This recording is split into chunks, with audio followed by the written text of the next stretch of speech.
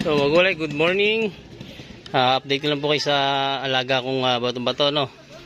So ito na yung ating bato-bato. Pansin nyo, wala nang inakay, no. Pero tatlo na sila. So kaya yung dalawang inahin, meron pang nalimlim. So ito po yung inakay, hindi siya nalimlim, no. Ito na yung inakay, malaki na siya ngayon. Ayan na, batong-bato. Bato-bato na siya, oh. Tweety, laki na, no. Nung pinakita ko sa inyo, inakay pa siya. Ayan yung kanyang mga inahin, no, tsaka tatay, no. Ayan. So, yung, di ba dalawa ho itong pinakita ko, namatay ho yung isa nung maliit pa. Siya lang yung nakatuloy. Tapos yung mga itlog na kasabay niya, nabugok lang, ano. Bago ito, panibagong itlog na uli ng inahin. Ayan yung mailap, pero ito yung mabait, to. Ito yung Tweety, yung mabait. Ito yung nahuli ko na inakay pa. Ayan, nahuli yan ng malaki na. Ayan. Tweet, tweet. Ito yung inakay, oh. Ayun, oh. Ayan na namin na sing-sing. Ayun, oh, may sing-sing. Ayan namin na sing-sing. Ayan, bali itlog na yan. Bagong itlog na lang uli yan ng inahin. Ang laki na, no? Oh. Mabait kasi inakay pa siya, eh. Ayan. Uy. Iti.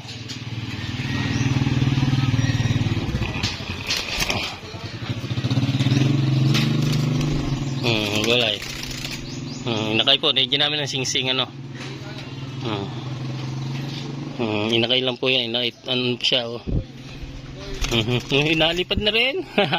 Nalipad na pala ikaw. Late pa niya, oh. Pero nalipad na, oh. Ayun yung kanyang inahin. Sa wakas, nakabuhay din tayo ng bato-bato, no. Titi. Hapon. Yan. Nalipad na pala siya.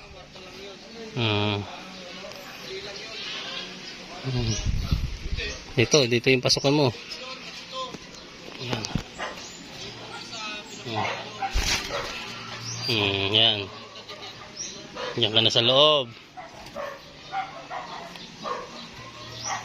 Yan na po update sa ating bato-bato, no. Malaki na. Nakabuhay din. Tapos may tatlong itlog na naman. Yung kasabay niya, nabugok po yung mga kasabay niya, nasira. Yan, panibagong itlog na naman. Masipag mga itlog to. Ayan, yan ang mga gulay. Update, dito naman sa labuyo ko. Labuyo ko ay namisa na rin po yung labuyo. Malalaki na. No? Ayan, no. Ayan yung lalim siya dati doon sa gilid. Ayan yung mga sisiyo niya. Ayan. Puro labuyo po. Halos labuyo lahat yung inanak. Ayan. Ang liit, oh. Labuyong labuyo. So ayan, nabuhay na. Labuyo. Ayun yung ganador natin galing Bulacan, yung pure labuyo. So ngayon, dami akong ginagawa dito mga gulay. So bali busy ngayon ako dito sa gawa ng mga tricycle, ano. So ito ngayon sa bayaw ko, pinapalit na sa akin ng buong bubong. Palit lahat po yan, pati bakal, pranyon lahat. So ngayon, ginagawa pa yung bearing dito sa unahan, sira din. Ayan po yung bagong upholstery, piltan ko lahat. Bago po lahat, palit tayo ng bakal lahat, ano. Lahat. Tapos ito sa akin, ayan, nakabitin. Nag-welding din ako ng mga nasira dito. Yan. Sa huli yan, ang dami ko rin winelding dyan. Tapos ang palitin ko dito ay itong busing. Ayan, nakaangat to. Yung busing dito sa ilalim, yan, palitin po yan, eh. Tapos ang ginawa ko pa dyan kahapon, ito, pagandang bangko, oh.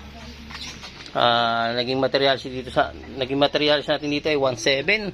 Dito sa bangko 1.4, no, materials, bago tayo nakagawa ng ganitong klaseng bangko. Ayan, oh, tingnan naman, oh. Kinis yan, ganda. Ayan. So, anin ko lang, pakita ko lang sa inyo. Mga gulay, sandalan po yan. Ito yung pinakabangko niya. Sikip. Sikip si Branyo, eh.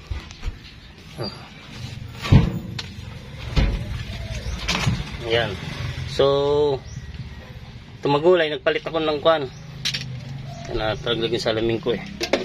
Kaya umabot ng 1.7. Ito yung nagpalit ako ng yan, ng angle bar, ano. Bulok na kasi lahat. Halos wala nang ano.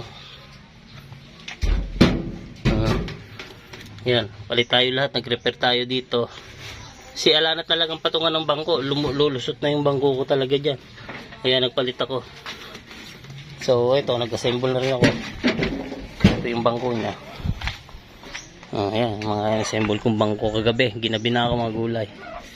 Yan, makakagawa kayo ng ganitong klaseng bangko. Ang materials niyan ay 1/4. Pag binili nyo lahat ng materials. Foam, leather, plastic cover, saka yung kahoy, ano, saka plywood. Yan, yung good lumber at saka plywood. To plywood dati na sa akin.